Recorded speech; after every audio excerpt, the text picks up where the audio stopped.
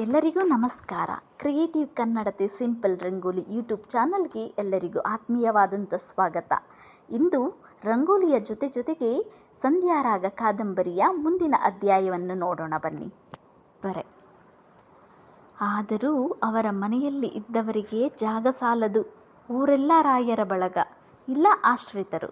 ಒಮ್ಮೆ ರಾಯರ ಮನೆಗೆ ಬಂದರೆಂದರೆ ಅದನ್ನು ಬಿಡುವ ಯೋಚನೆ ಯಾರಿಗೂ ಉಳಿಯುತ್ತಲೇ ಇರಲಿಲ್ಲ. ಶಾಮಣ್ಣನವರು ಹಾಗೆಯೇ ಬಂದು ಸೇರಿದ್ದು. ಅವರು ಹೊಸಹಳ್ಳಿಯವರಲ್ಲ, ಕೃಷ್ಣರಾಜಪೇಟೆ ಅವರ ಸ್ಥಳ. ಊರಿನಲ್ಲಿ ಪ್ಲೇಗು ಬಂದಾಗ ಶಾಮಣ್ಣನವರ ಮನೆ ತೊಳೆದು ಹೋಯಿತು. ಅವರ ಹೆಂಡತಿ ಮಗ ಇಬ್ಬರೂ ಪ್ಲೇಗ್ ಮಾರಿಯ ಬಾಯಿಗೆ ಬಲಿಯಾದರು. ಅಂದಿನಿಂದ ಒಂದು ಬಗೆಯ ವಿರಕ್ತಿ ಹುಟ್ಟಿ ಶಾಮಣ್ಣನವರು ಊರು ಬಿಟ್ಟು ಅಲೆಯಲಾರಂಭಿಸಿದರು. ಅವರಿಗೆ ಭಾರತ ಓದುವ ಹವ್ಯಾಸ ಮೊದಲಿನಿಂದಲೂ ಇತ್ತು. ಆಗ ಒದಗಿದ ವಿಪತ್ತನ್ನು ಮರೆಯಲು ಭಾರತ ಪಠಣವನ್ನೇ ಹೆಚ್ಚು ಊರ್ಜಿತಪಡಿಸುವುದಕ್ಕಾಗಿ ಆರಂಭಿಸಿದರು. ಓದಿ ಓದಿ ಎಂದು ಜನ ಕೇಳುವುದು ಹೆಚ್ಚಾಯಿತು. ಶಾಮಣ್ಣನವರ ಕೀರ್ತಿ ಎಲ್ಲ ಕಡೆಗೂ ಪಸರಿಸಿತು. ತಮ್ಮ ಸಂಚಾರದಲ್ಲಿ ಒಂದು ಸಲ ಶಾಮಣ್ಣನವರು ಹೊಸಹಳ್ಳಿಗೆ ಬಂದಾಗ ರಾಯರು ಅವರನ್ನು ತಮ್ಮ ಮನೆಯಲ್ಲಿಯೇ ಇಟ್ಟುಕೊಂಡು ಭಾರತ ಓದಿಸಿ ಬೇಕಾದಷ್ಟು ಮರ್ಯಾದೆ ಮಾಡಿದರು. ಮರ್ಯಾದೆಗಿಂತಲೂ ಹೆಚ್ಚಾಗಿ ರಾಯರ ಅಂತಃಕರಣ ಶಾಮಣ್ಣನವರ ಮನಸ್ಸಿಗೆ ಬಹಳ ಬಂತು. ಶಾಮಣ್ಣನವರು ಹೊರಡುವ ಏರ್ಪಾಟು ಮಾಡಿದಾಗ ರಾಯರು, ಏಕೆ ಅಲ್ಲಿ ಇಲ್ಲಿ ಹೋಗಬೇಕು? ತೆಪ್ಪಗೆ ಇಲ್ಲೇ ಇದ್ದು ಬಿಡಿ ಶಾಮಣ್ಣ, ನನಗೂ ನಿತ್ಯ ಭಾರತ ಪಾರಾಯಣ ಮಾಡಬೇಕೆನ್ನುವ ಆಶೆ ಇದೆ ಎಂದು ಉಪಚಾರವಾಗಿ ಆಹ್ವಾನ ಮಾಡಿದರು. ರಾಯರ ತಾಯಿ ಗೌರಮ್ಮನವರು ಶಾಮಣ್ಣನವರನ್ನು ಪ್ರಾರ್ಥಿಸಿದರು. ಈ ಜನದ ಸರಳತೆ, ಹೃದಯ ವೈಶಾಲ್ಯ ಕಂಡಿದ್ದ ಶಾಮಣ್ಣನವರು ಕಟ್ಟಿದ ಗಂಟು ಮೂಟೆ ಬಿಚ್ಚಿ ಅಲ್ಲೇ ನಿಂತು ಬಿಟ್ಟರು. ಅಂದಿನಿಂದ ರಾಯರ ಮನೆಯೇ ಅವರ ಮನೆಯಾಯಿತು. ಸುಮ್ಮನೆ ಉಂಡಾಡಿಗ ಭಟ್ಟನಾಗಿರಬಾರದೆಂದು ಶಾಮಣ್ಣನವರು ರಾಯರ ಜಮೀನಿನ ಉಸ್ತುವಾರಿ, ಲೆಕ್ಕಪತ್ರಗಳನ್ನು ನೋಡುವುದು, ಮನೆಯ ವ್ಯವಸ್ಥೆಯನ್ನು ನೋಡಿಕೊಳ್ಳುವುದು ಮುಂತಾದ ಕೆಲಸಗಳನ್ನು ತಾವಾಗಿ ಹಂಚಿಕೊಂಡು ತಮ್ಮ ಉಪಯುಕ್ತತೆಯನ್ನು ಹೆಚ್ಚಿಸಿಕೊಂಡರು. ಎಲ್ಲ ಸಂಪತ್ತು, ಸೌಭಾಗ್ಯ, ಅನುಕೂಲಳಾದ ಮಡದಿ, ದೇವರೆಂದು ಪೂಜಿಸುವ ಜನರಿದ್ದರೂ ರಾಯರಿಗೂ ಅವರ ಹೆಂಡತಿಗೂ ತಾಯಿಗೂ ಒಂದೇ ಚಿಂತೆ, ಮಕ್ಕಳಿಲ್ಲದ ಚಿಂತೆ. ಈ ನಂದನವನದಲ್ಲಿ ಬೆಳದಿಂಗಳು ಮೂಡಲಿಲ್ಲವಲ್ಲ ಎಂಬ ಕೊರತೆ. ತಮ್ಮ ಕೆಲಸ ಕಾರ್ಯಗಳಲ್ಲಿ ಆ ದುಃಖವನ್ನು ರಾಯರು ಅಲ್ಪ ಸ್ವಲ್ಪ ಮರೆಯಲು ಸಾಧ್ಯವಾಗಿತ್ತು. ಆದರೆ ಅತ್ತೆ ಸೊಸೆಯರಿಬ್ಬರಿಗೂ ಈ ಚಿಂತೆ ಎಡೆಬಿಡದೆ ಕಾಡುತ್ತಿತ್ತು.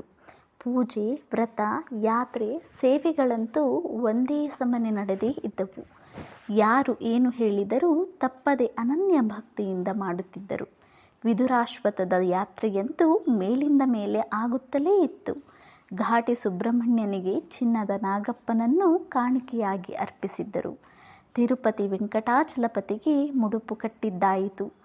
ಬಾಲಸುಬ್ರಹ್ಮಣ್ಯನ ಸೇವೆಯಂತೂ ಊರಿನ ಹುಡುಗರಿಗೆ ಕಡುಬು ಕಜ್ಜಾಯಗಳನ್ನು ಅವರು ಸಾಕೆನ್ನುವಷ್ಟು ಹಂಚಿದ್ದಾಯಿತು. ಈ ಎಲ್ಲ ವ್ರತ, ಪೂಜೆ, ಉಪವಾಸಗಳು ಮೀನಾಕ್ಷಮ್ಮನವರನ್ನು ದಿನಕ್ಕೆ ಕೃಶ ಮಾಡುತ್ತಾ ಅವರ ನಿರಾಶೆಯನ್ನು ಹೆಚ್ಚಿಸುತ್ತಾ ಬಂದವು. ಇಲ್ಲ ಅತ್ತೆ, ನಾನು ನಿರ್ಭಾಗ್ಯೆ, ನನಗೆ ಮಕ್ಕಳೆಲ್ಲಿಂದ ಆಗಬೇಕು ಹೇಳಿ ಎಂದನ್ನುವರು. ಹಾಗನ್ನಬಾರದು ಕಣಮ್ಮ, ನೀನು ನಮ್ಮನೆ ಮಂಗಳಗೌರಿ. ನಿನ್ನ ನಡತೆ, ನಿನ್ನ ಪಾತಿವ್ರತ್ಯವೇ ನಿನ್ನನ್ನು ಕಾಪಾಡುತ್ತದೆ. 7 ಜನ್ಮದ ಪುಣ್ಯ ಮಾಡಿ ನಮ್ಮ ಸೀನು ನಿನ್ನ ಕೈ ಹಿಡಿದ ಕಣೆ ತಾಯಿ, ನೊಂದುಕೊಳ್ಳಬೇಡಮ್ಮ ಎಂದು ಗೌರತ್ತೆ ಸಮಾಧಾನ ಹೇಳುವರು. ಗೌರತ್ತೆ ಸೊಸೆಯ ಮೇಲೆ ಅನುಪಮ ಪ್ರೇಮ ಗೌರವ ಇಟ್ಟಿದ್ದರು. ಅವರನ್ನು ನೋಡಿದವರು ತಾಯಿ ಮಗಳೆಂದು ಭಾವಿಸುತ್ತಿದ್ದರಲ್ಲದೆ ಅತ್ತೆ ಸೊಸೆಯರೆಂದು ಭಾವಿಸಲಾಗುತ್ತಿರಲಿಲ್ಲ. ಈ ಗೌರವಕ್ಕೆ ಮೀನಾಕ್ಷಮ್ಮ ಎಲ್ಲ ರೀತಿಯಲ್ಲೂ ಅರ್ಹತೆ ಪಡೆದಿದ್ದರು. ಅತ್ತೆಯ ಮೇಲೆ ಕೋಗಿಲ್ ಭರ್ತಿ ಮಾಡುವುದೇ ತಮ್ಮ ಕೆಲಸವೆಂದು ಅವರು ತಿಳಿದಿರಲಿಲ್ಲ. ಅತ್ತೆಯನ್ನು ಅವರು ಪೂಜೆ, ವ್ರತ, ನಮಸ್ಕಾರಾದಿಗಳಿಗೆ ಬಿಟ್ಟು ಮನೆಯ ವಿಶಿಷ್ಟ ಕೆಲಸ ಕಾರ್ಯಗಳನ್ನು ತಾವೇ ನಿರ್ವಹಿಸಿಕೊಂಡು ಹೋಗುತ್ತಿದ್ದರು. ದಣಿವನ್ನು ಹೊರಗೊಡುತ್ತಿರಲಿಲ್ಲ, ಬೇಸರವನ್ನು ಕಾಣಿಸುತ್ತಿರಲಿಲ್ಲ. ಊರಿನ ಜನಕ್ಕೆ ರಾಯರು ಹೇಗೆ ಸಾಕ್ಷಾತ್ ನಾರಾಯಣನಾಗಿದ್ದರೋ ಹಾಗೆ ಮೀನಾಕ್ಷಮ್ಮನವರು ಲಕ್ಷ್ಮಿಯಾಗಿದ್ದರು. ಊರಿನಲ್ಲಿ ಯಾರಿಗೆ ಯಾವ ದುಃಖ ಬಂದರೂ ಮೀನಾಕ್ಷಮ್ಮನವರಲ್ಲಿ ಬಂದು ತೋಡಿಕೊಳ್ಳಬೇಕು.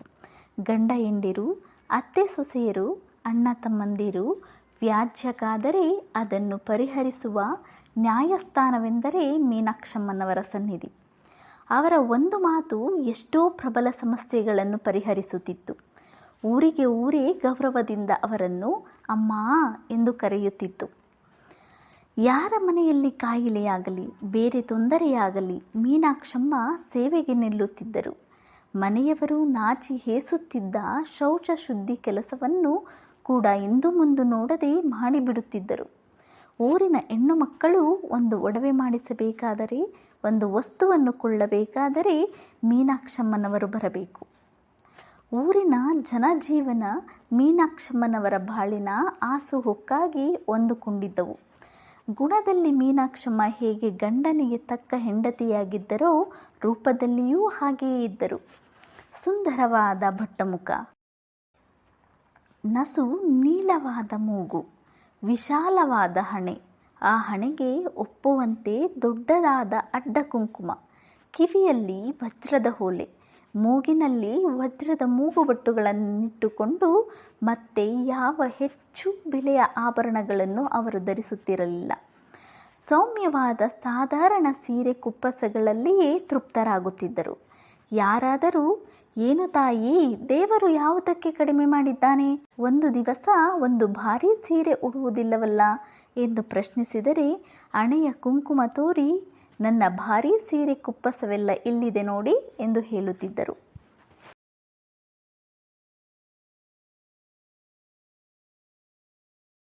ಮಕ್ಕಳಿಲ್ಲದ ಕೊರಗು ಮೀನಾಕ್ಷಮ್ಮನವರನ್ನು ಎಡಬಿಡದೆ ಕಾಡುತ್ತಿತ್ತು. ತಮ್ಮಿಂದ ರಾಯರ ಮನೆಗೆ ಉತ್ತರಾಧಿಕಾರಿ ಇಲ್ಲದಂತಾಯಿತಲ್ಲ ಎಂಬ ಕೊರತೆ ಹೆಚ್ಚಾಯಿತು. ಒಂದು ದಿನ ಸಂಜೆ ಅತ್ತೆ ಸೊಸೆಯರಿಬ್ಬರು ತೊಟ್ಟಿಯಲ್ಲಿ ಹೂಬತ್ತಿ ಒಸೆಯುತ್ತಾ ಹರಟೆ ಕೊಚ್ಚುತ್ತಾ ಕುಳಿತಿದ್ದರು. ಮಾತು ಅದು ಇದು ಆಗಿ ಕೊನೆಗೆ ಮಾರ್ಕಂಡೇಯನ ಕತೆಗೆ ಬಂತು. ಮಕ್ಕಳಿಲ್ಲದ ದುಃಖ ಮೃಕಂಡು ಮರುದ್ವತಿಯರನ್ನು ಹೇಗೆ ಗೋಳಾಡಿಸಿತೆಂಬುದನ್ನು ಅತ್ತೆಯವರು ಪ್ರಸ್ತಾಪಿಸಿದರು. ಮಕ್ಕಳಿಲ್ಲದವರಿಗೆ ಮುಂದಿನ ಲೋಕದಲ್ಲಿ ಗತಿಯೇ ಇರುವುದಿಲ್ಲ ಎಂದು ಬಾಯಿ ತಪ್ಪಿ ನುಡಿದು ಬಿಟ್ಟರು. ಈ ಮಾತು ಮೀನಾಕ್ಷಮ್ಮನವರ ಹೃದಯದಲ್ಲಿ ಶಲ್ಯದಂತೆ ನೆಟ್ಟಿತು. ಈ ಮೊದಲೇ ಕೆಲವು ದಿವಸಗಳಿಂದ ತಾವು ಮಾಡುತ್ತಿದ್ದ ಯೋಚನೆಯನ್ನು ಸೂಚಿಸಲು ತಕ್ಕ ಸಮಯ ದೊರೆಯಿತೆಂದುಕೊಂಡರು. ಒಂದು ಮಾತು ಅತ್ತೆಮ್ಮನವರೇ, ನೀವು ಹೇಳು ಅಂದರೆ ಹೇಳುತ್ತೇನೆ. ಹೇಳಿ ತಾಯಿ, ಅದಕ್ಕೆ ಯಾಕಿಷ್ಟು ಸಂಕೋಚ? ಅದನ್ನು ಮಾತು ಅನ್ನುವುದಕ್ಕಿಂತ ಕೋರಿಕೆ ಅನ್ನಬಹುದು. ನಿಮ್ಮಲ್ಲಿ ಒಂದು ಕೋರಿಕೆ ಇದೆ, ನಡೆಸಿಕೊಡುತ್ತೇನೆಂದರೆ ಹೇಳುತ್ತೇನೆ. ನಿನಗೆ ನಡೆಸಿಕೊಡುವಂತಹ ಶಕ್ತಿ ನನ್ನಲ್ಲಿ ಏನಿದೆಯೇ ತಾಯಿ? ಊರಿನ ಎಲ್ಲರ ಕೋರಿಕೆಯನ್ನು ನಡೆಸೋಳು ನೀನು ಇರುವಾಗ ಆಗಲಿ ಹೇಳು. ಖಂಡಿತ ತಾನೇ, ಮಾತು ತೆಗೆದು ಹಾಕಬಾರದು. ಇಲ್ಲ ಹೇಳು. ನೋಡಿ, ನನಗೆ ವಯಸ್ಸು ಆಗುತ್ತಾ ಬಂತು. ಇನ್ನೇನು ಮಕ್ಕಳು ಆಗುವ ಸಂಭವ ಕಡಿಮೆ. ನನಗೆ ಆ ಪುಣ್ಯ ಇಲ್ಲ. ಯಾರು ಹೇಳೋದಿಕ್ಕಾಗುತ್ತಮ್ಮ? ನಿನಗೇನು ಮಹಾ ವಯಸ್ಸಾಗಿರೋದು? ವೈಶಾಖಕ್ಕೆ 25 ತುಂಬುತ್ತೆ. ಅದೊಂದು ಮಹಾ ವಯಸ್ಸೇ. ನನ್ನಿಂದ ವಂಶ ನಿಲ್ಲಬಾರದು.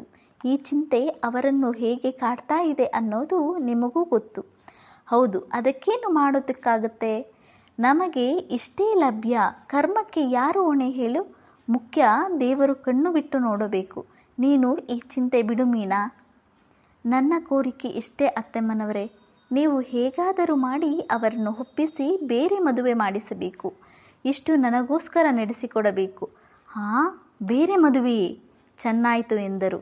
ಮೀನಾಕ್ಷಮ್ಮ ಈ ಕೋರಿಕೆಯನ್ನು ಮಾಡುವರೆಂದು ಗೌರಮ್ಮನವರು ಕನಸಿನಲ್ಲಿಯೂ ಎಣಿಸಿರಲಿಲ್ಲ. ಕೋರಿಕೆ ಕೇಳಿ ಮುದುಕಿಯ ಕಣ್ಣಲ್ಲೂ ನೀರೂರಿತು. ಮೀನಾ, ನೀನು ಹೆಣ್ಣಲ್ಲ ಕಣೆ ತಾಯಿ, ಸಾಕ್ಷಾತ್ ದೇವತೆ. ನಮ್ಮ ಪುಣ್ಯ ದೊಡ್ಡದು, ನಮ್ಮ ಮನೆ ಸೇರಿದೆ. ಏನು ಮನಸ್ಸು ನಿನ್ನದು? ಗಂಡನ ಶ್ರೇಯಸ್ಸಿಗೋಸ್ಕರ ನಿನ್ನ ಶ್ರೇಯಸ್ಸನ್ನು ಮರೆತು ಬಿಡುತ್ತೀಯಲ್ಲೇ ತಾಯಿ. ಅಮ್ಮ, ಅವರ ಶ್ರೇಯಸ್ಸನ್ನು ಬಿಟ್ಟು ಬೇರೆ ಶ್ರೇಯಸ್ಸು ನನಗೆ ಯಾವುದಿದೆ? ಇಷ್ಟು ನೀವು ನಡೆಸಿಕೊಡಬೇಕು. ಉಂಟೇ ಮೀನಾ? ಈ ಮನೆಗೆ ಯಜಮಾನಿತಿ ನೀನು. ನನಗೆ ಇರೋದು 2 ಕಣ್ಣು. ಒಂದು ಸೀನು, ಇನ್ನೊಂದು ನೀನು. ಮೂರನೆಯದನ್ನು ಎಲ್ಲಿಂದ ತರಲಿ? ಸೀನುವಾದರೂ ಇದಕ್ಕೆ ಒಪ್ಪುತ್ತಾನೆಯೇ? ಅವರನ್ನು ಒಪ್ಪಿಸುವ ಭಾರ ನಿಮ್ಮದು. ಯೋಚನೆ ಮಾಡು ಮೀನಾ, ದುಡುಕಬಾರದು. ಇನ್ನೇನು ಯೋಚನೆಗೆ ಕಾರಣವಿಲ್ಲ ಅತ್ತೆಮ್ಮನವರೇ. ನೀವು ಮದುವೆಯೊಂದು ಮಾಡಿಸಿ, ಮಿಕ್ಕದ್ದನ್ನು ನಾನು ನೋಡಿಕೊಳ್ಳುತ್ತೇನೆ. ಬರುವ ಧನ್ಯವಾದಗಳು. ನಿಮ್ಮ ನೆಚ್ಚಿನ ಸಂಧ್ಯಾರಾಗ ಕಾದಂಬರಿ ಮುಂದಿನ ಸಂಚಿಕೆಗಳಲ್ಲಿ ಮುಂದುವರಿಯುತ್ತದೆ. ಈ ವಿಡಿಯೋ ನಿಮಗೆ ಇಷ್ಟವಾಗಿದ್ದಲ್ಲಿ ದಯವಿಟ್ಟು ಸಬ್ಸ್ಕ್ರೈಬ್ ಮಾಡುವುದನ್ನು ಮರೆಯದಿರಿ.